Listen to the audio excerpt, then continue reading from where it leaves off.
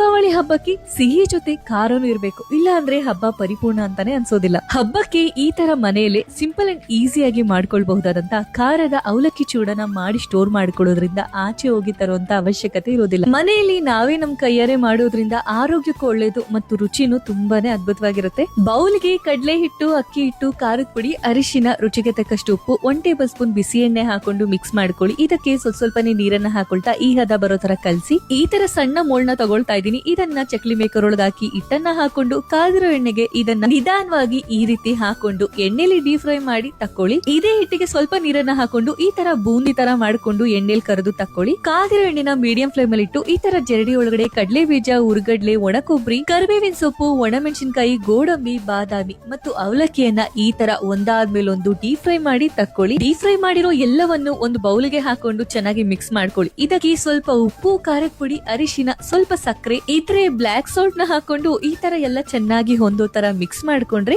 ದೀಪಾವಳಿ ಹಬ್ಬದ special home made ಖಾರದ ಅವಲಕ್ಕಿ ಚೂಡ ತಯಾರಾಗುತ್ತೆ.